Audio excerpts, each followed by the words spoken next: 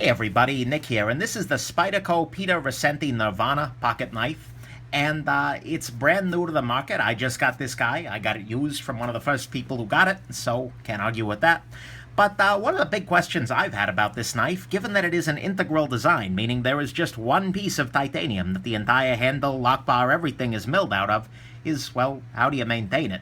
Can you maintain it at all? And so today, I answered that question for myself already, and today I am gonna show you the answer as well.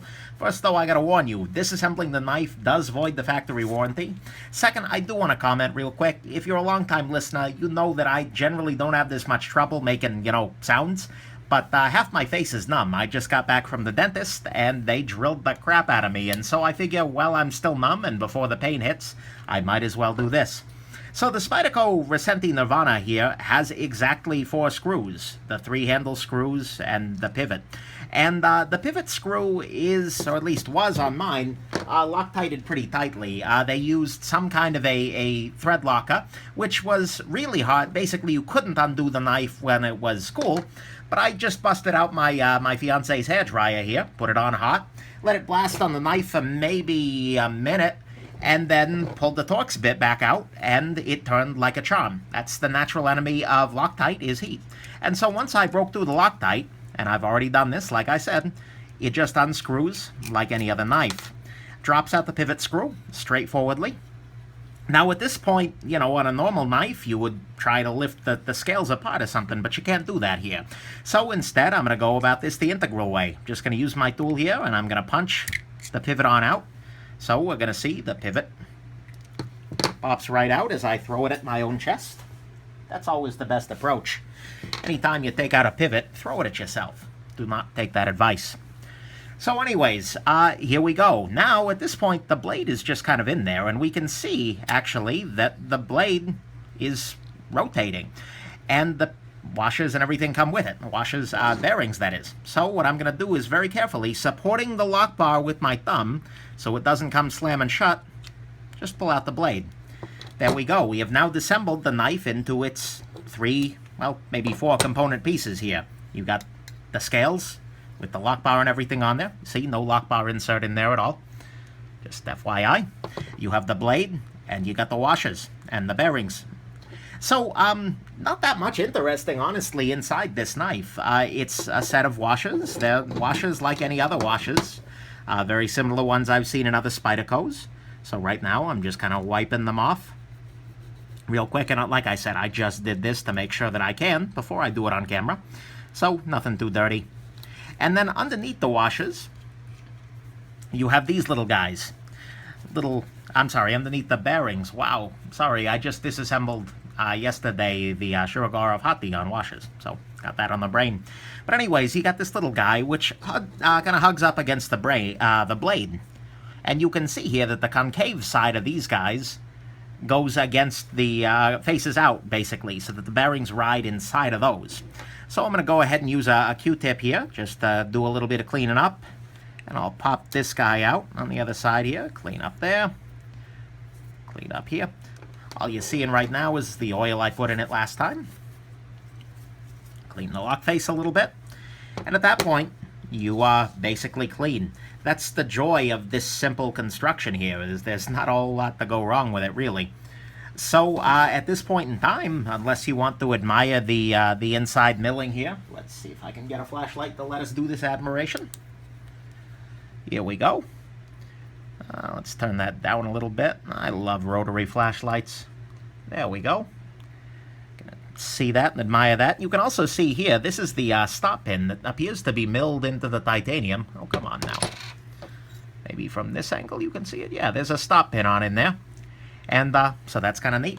But all right, I believe we are ready to reassemble here. It's going to be a long video. So, in order to do this, all you really got to do is put a little lubrication in. So, just a little drop here.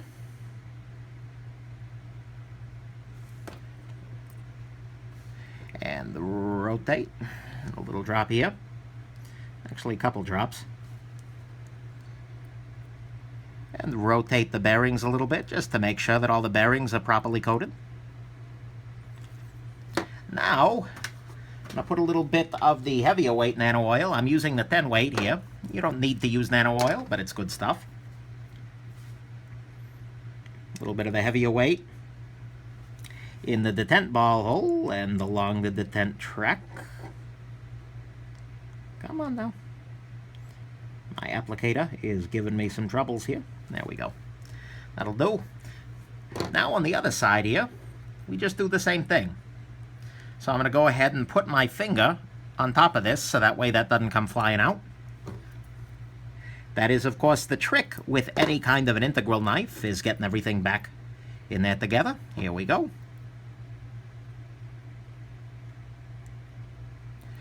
Again, oiling it up a little bit. Drop your bearing on.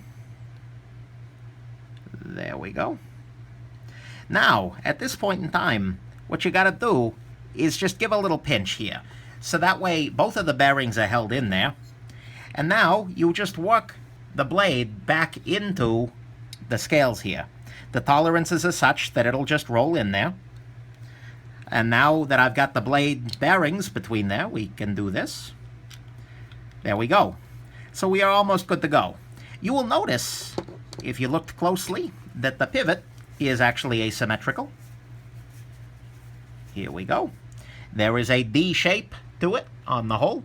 And so what you want to make sure that you do is oil your pivot, of course. And then you get the side of the scales, which happens to be the lock side. Oh, come on now. This knife requires a couple of more hands than I brought with me today.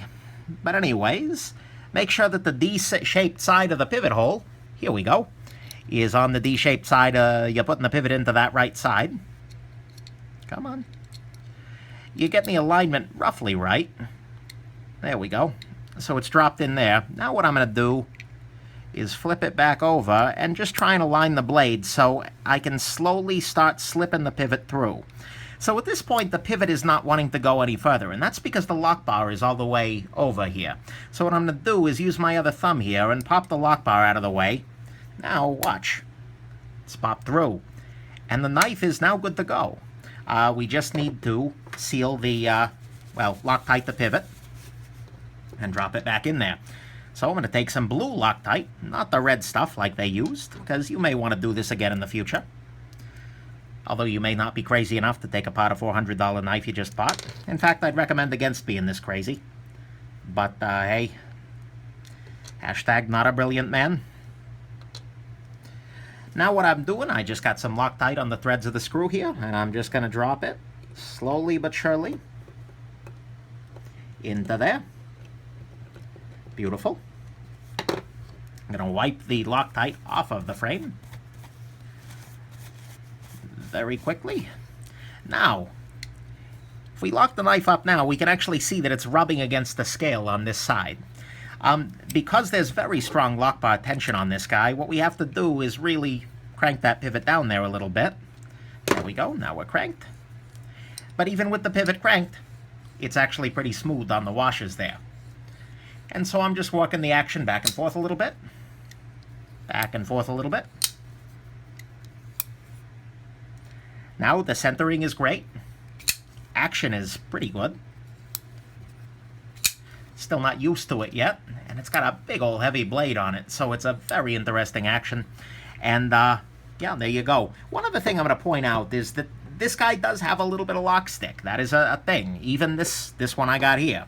And the way to address lock stick, aside from, at the factory, which is how it should have been done, is to use some Oxguard, well, any brand of electrician's antioxidant compound.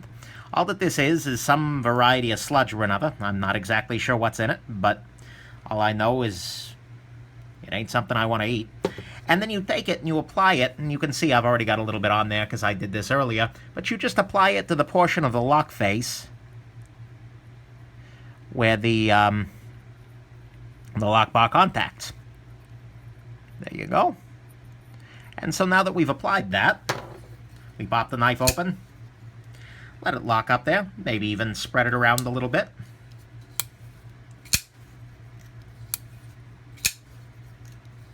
And there you go. You now have yourself a brand new, well, a like brand new Peter Rassenti Nirvana knife from Spyderco. This was one of the most pleasurable disassemblies I've ever dealt with, just because it's so damn simple. There are so few parts here. The only thing to remember is that first loctite on the pivot from mine. If yours is anything like mine, you're gonna need to use some heat. So get your hairdryer ready, and or your heat gun, although make sure you're not baking the thing. And that'll loosen up the pivot, and then in the future, you can pop it open and maintain like a dream. Anyways, you know, I don't have a lot of first impressions for you, because I've only owned the knife for like 2 hours, but it is pretty impressive. I'm going to have a full review for you once I feel like I really know the knife, with the good, the bad, and the ugly, and otherwise. But for now, it's a heck of a knife, and I can really see why Spyderco took their time in bringing this to the market, because in a lot of ways, they've done a lot of things right. All right, I'm going to go post this. I am a crazy, crazy man for trying this, but hey, maybe you're crazy too and want to maintain your Spyderco Peter Rassenti Nirvana. Again, disassembling voids warranty. Do not blame me. Do not sue the Nick. Oh, for the love of God, do not. I don't have any money left anyways, because I keep buying knives like the Nirvana. So, have yourselves an absolutely wonderful rest of the day. Bye now.